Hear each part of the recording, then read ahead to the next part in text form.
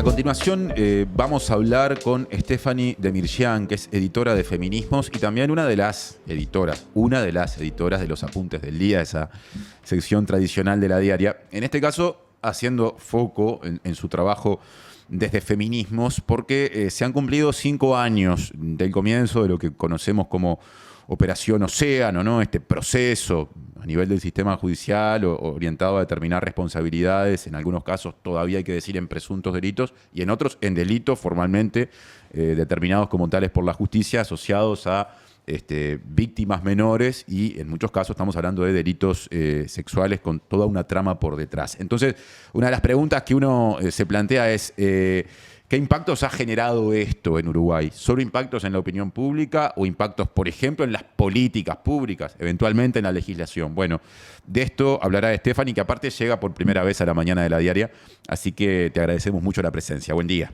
Buen día, Martín. Gracias por la invitación. Sí, un caso que tiene muchas aristas, ¿no? Una pregunta que puede surgir es por qué vamos a hablar de esto ahora, ¿no? Primero, porque el 10 de junio, la semana pasada, empezó el juicio oral, efectivamente, después de 5 años, ¿no?, de iniciar la causa. Entonces, el tema, de alguna forma, vuelve a estar en la agenda mediática. Eso por un lado, ¿no? Por otra parte, me parece que 5 años es un periodo prudente para empezar a hacer algunas evaluaciones o algunas reflexiones sobre, como decías vos, cómo impactó, más allá del impacto mediático que tuvo al principio, ¿no? Cuando esto se descubrió o saltó en los medios hace, como decías, 5 años. Entonces, la pregunta que surge es, ¿el impacto que tuvo fue solo mediático y simbólico? Que bueno, después capaz que lo veremos bien, que el impacto simbólico es importante, ¿no?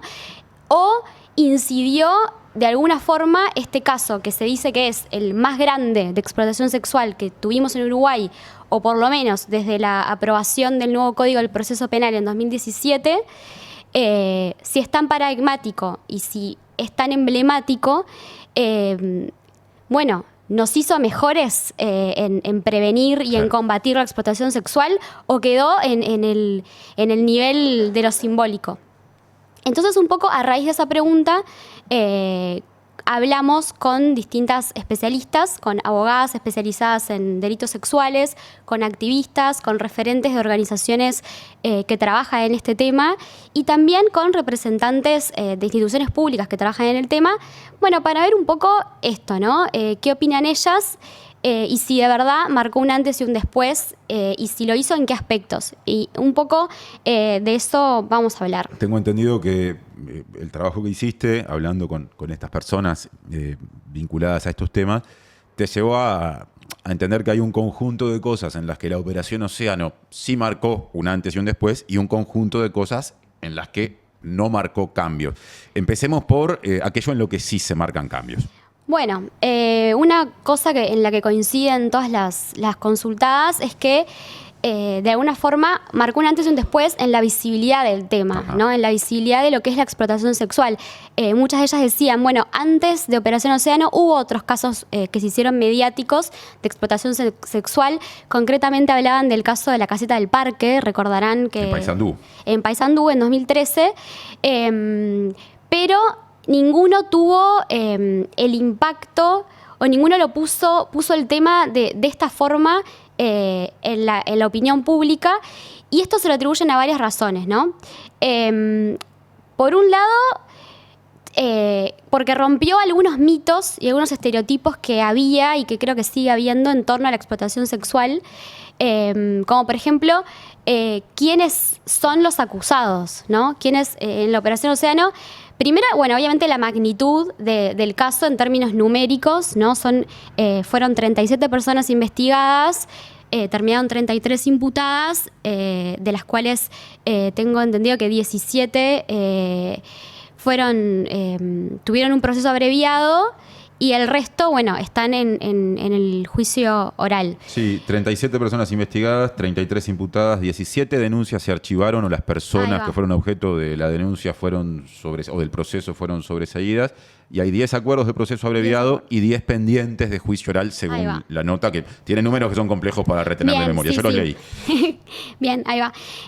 Bueno, muchísimos acusados, ¿no? Muchísimas personas investigadas. También fueron y siguen siendo bastantes las víctimas. Entonces, por un lado, la magnitud es de ese lado. Pero además, creo que lo más impactante o el distintivo de este caso es quiénes eran los acusados, ¿no? En términos de que eran todos hombres adultos, la gran mayoría hombres adultos que ostentaban poder en determinados ámbitos, ¿no? Tenemos políticos, tenemos empresarios, tenemos incluso a un ex juez de menores. Entonces, lo que decían un poco las consultadas es que muchos profesionales, docentes, arquitectos. Entonces, lo que decían las consultadas era, impactó que eran personas como uno, ¿no?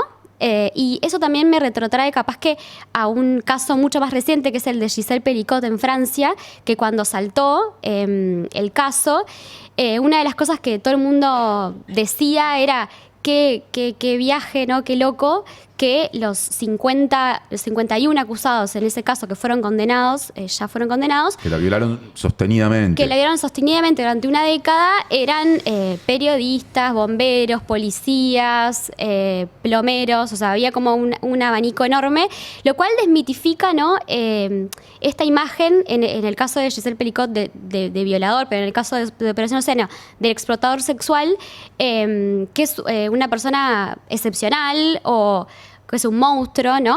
Sino que, esto es una persona como uno, ¿no? Claro. Por otra parte, también rompió mitos en cuanto a lo que es la captación, ¿no? Mostró que hay otras formas de captar, que no es esa forma que vemos en las películas de que aparece una camioneta blanca y agarra una chiquilina a la fuerza y se la lleva para explotación sexual. ¿Y cuáles son esas otras formas? Bueno, en el caso de Operación Océano, quedó claro que hoy en día las redes sociales, las páginas web y en general los entornos digitales son contextos en los que se da mucho múltiples formas de violencia sexual y en particular de explotación sexual, que fue un poco lo que quedó de manifiesto acá. Ya hay varias investigaciones, estoy pensando en una de las facultades de psicología de la UDELAR en particular, que ponen el acento en los entornos digitales como espacios peligrosísimos, sobre todo para niñas, niños y adolescentes. Entonces, nada, primero eso, como que rompió mitos y estereotipos y cosas que capaz que están en el imaginario colectivo sobre la explotación sexual, y por eso es uno de los impactos o una de las razones por las cuales marcó un antes y un después. Por otra parte, que el tema haya estado en la agenda, ¿no? Y que se hable constantemente de eso, también muestra que, o sea, es un cambio respecto a lo que pasaba antes, ¿no? La directora ejecutiva de Amnistía Internacional con la que hablaba me decía, antes de Operación Océano, no, los casos incluso sigue pasando, ¿no? Los casos de abuso sexual o de explotación sexual horrorizaban cuando salían en la prensa, pero después se iban enfriando y eso quedaba en la nada y volvíamos a cero, y después hay que esperar que hubiera otro caso para que el tema volviera a estar. Y como que de alguna forma, a partir de Operación Océano, y creo que también a partir de otros casos que hubo en este periodo, estoy pensando capaz que en el de Penades, también ponen el tema como en agenda y se conoce un poco qué es lo que pasa. Sí, en el caso de lo que ocurrió con el ex senador Gustavo Penades, eso es innegable. Yo de hecho siento que Operación Océano, capaz que hasta por los tiempos de la justicia, quedó en un momento un poco a la sombra del caso Penades, del que se ha hablado mucho más en el último tiempo, pero ahí seguramente haya hasta aspectos técnicos del funcionamiento del sistema judicial y no solamente una cuestión del impacto de una figura tan conocida. Ahora, ¿en qué no movió la aguja la Operación Océano? Lamentablemente, y con mucha frustración, lo hablaba con las entrevistadas, no empujó, no impulsó y no motivó a que el Estado refuerce las políticas públicas respecto a la prevención de la explotación sexual, ni a la erradicación, y tampoco ayudó, más allá de la visibilidad que tuvo, a que se mejoren los servicios de atención especial. O sea, especialmente hicieron hincapié en este punto. Tenemos servicios de atención a víctimas de explotación sexual especializados muy pocos, ¿no? hacía mucho énfasis en que, por ejemplo, la unidad de víctimas y testigos de la Fiscalía ha sido una herramienta fundamental y que funciona muy bien. Esto lo han dicho desde la sociedad civil y también las abogadas con las que hemos hablado. Sin embargo, falta como una visión más integral de la atención, ¿no? Porque, bueno, en el caso de la unidad de víctimas, obviamente el acompañamiento que brindan es si vos haces la denuncia, ¿no? Porque es en el contexto de la Fiscalía. Entonces, si vos no denunciás, que pasa muchas veces por cuestiones que capaz que no vamos a hablar ahora porque son muchas, no todas las víctimas de violencia sexual pueden denunciar, ¿no? Entonces, si vos no denunciás, pero requerís un acompañamiento o una atención, bueno, los servicios están flojos, esto fue lo que nos dijeron. Y por otra parte, si llegás a denunciar, ¿qué pasa con el antes y qué pasa con el después? ¿No? Como que hay carencias en las distintas etapas que atraviesa una víctima de explotación sexual, pero en general de violencia sexual. Y lamentablemente, pese a que el tema estuvo en la agenda, no se logró mover la aguja en ese sentido y me lo decían, la verdad, que con mucha frustración y de manera bastante contundente. Por una parte eso, por otra parte, lo que te decía de la prevención, ¿no? Pasaron 5 años y una herramienta fundamental para la prevención de estos casos o de la violencia sexual en general, que es la educación sexual integral, tampoco ha visto avances. Y esto también lo ponían arriba de la mesa. Así que, nada, es como un balance bastante desalentador, quizás. Y bueno, después está todo el otro eje, digamos, que es qué pasó en el Poder Judicial, ¿no? O en el sistema judicial. Si querés nos metemos en si hubo cambios o no a partir de esta operación. Exactamente. O sea, para alguna de las consultadas, por ejemplo, para Mariela Solari, que es la directora de la Unidad de Víctimas y Testigos, este caso fue importante porque ella hablaba de aprendizajes a la interna de la Fiscalía, en tanto exigió de alguna forma a los operadores a formarse, ¿no? Que es una de las, o sea, más allá de esto, sigue siendo una de las carencias o una de las falencias, la formación de los operadores judiciales. Esa es una debilidad del sistema judicial. Exactamente.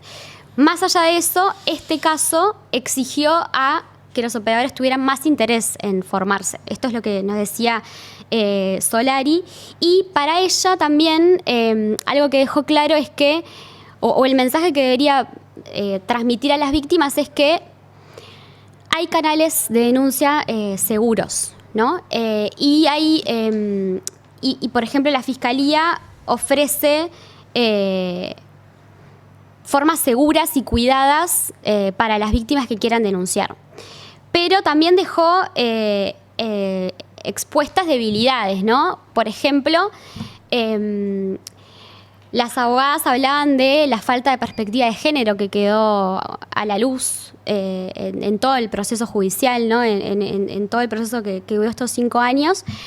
Y hablaban también de que va de la mano de la formación, ¿no? Por cierto. Y después el tema de cómo tomar la declaración anticipada de las víctimas. Hablaban de que todavía falta para mejorar en ese sentido.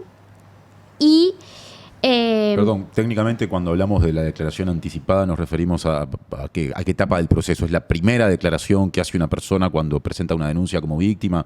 ¿A qué refiere? Es exactamente eso.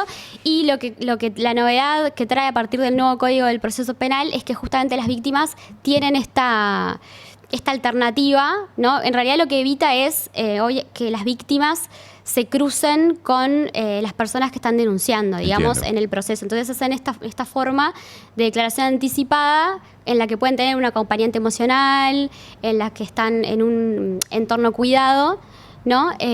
Y bueno, más allá de que eso ha sido un avance que destacan, las abogadas hablan de que se debería mejorar también cómo se toma esa declaración. Y en ese sentido hablan de que todavía falta bajar a tierra, decía una de las abogadas, la perspectiva de género, ¿no? Que a veces, decía Lucía Fernández Ramírez, una de las abogadas consultadas, que a veces parece que nos quedamos en el eslogan, ¿no? Y decimos que aplicamos la perspectiva de género, pero en los hechos hacemos preguntas que están sesgadas, que son estereotipadas, que revictimizan. Entonces, bueno, también trabajar en eso, que otra vez va de la mano de que tiene que haber más formación en los operadores judiciales. Bien. Así que creo que no me estoy olvidando de nada. Sí me gustaría decir que un mensaje que dejaron todas es que si uno mira todo lo que pasó en estos 5 años y muchas cosas que aparecieron en los medios que fueron revictimizantes para las víctimas y que, bueno, en algunos casos fueron bastante vergonzosas. Y también si uno piensa que duró tanto, ¿no? 5 años y que va a seguir durando, ¿no? Porque todavía no terminó, recién empezó el juicio oral, puede ser desalentador para otras víctimas de delitos sexuales a decir, bueno, no denuncio porque mira todo lo que hay que atravesar. Bueno, el mensaje que, o sea, sí es desalentador. Andrea Tuana, que es otra de las consultadas, nos decía que, claro, hasta que no se cierra este proceso, las vidas de las víctimas quedan suspendidas, ¿no? Porque vos no podés tener una reparación completa si el proceso judicial sigue en pie. Más allá de eso, tanto las abogadas como Mariela Solari decían que el mensaje para ellas y para ellos no tiene que ser no denuncien, sino todo lo contrario. O sea, si, obviamente en el caso de que quieran hacerlo, ¿no? Porque en muchos casos no quieren ir por ese lado, pero en el caso de que quieran hacerlo, háganlo, ¿no? Y lo que decía Fernández Ramírez es que, bueno, háganlo buscando el mayor acompañamiento posible, ¿no? Y en eso el rol del Estado es fundamental, en no dejarlas solas a la hora que hacen la denuncia. Stephanie, muchas gracias por esta tu primera visita a la mañana de La Diaria. Yo aprovecho antes del cierre del espacio y del programa para recordarles que en la edición papel de La Diaria, el contenido del que Stephanie estuvo hablando, asociado a los 5 años de la Operación Océano, bajo la pregunta disparadora ¿en qué aspectos el mayor caso de explotación sexual marcó un antes y un después en Uruguay?, está disponible en la edición papel de hoy, en las páginas 10 y 11. Es una extensa nota, 2 páginas, y por supuesto que también en la web. Así que está más que vigente porque, por otra parte, esos 5 años se están cumpliendo en un sentido amplio y estas problemáticas tienen y tendrán, en algunos casos, desgraciadamente, permanencia. Así que les invitamos a que lean la nota si no lo hicieron.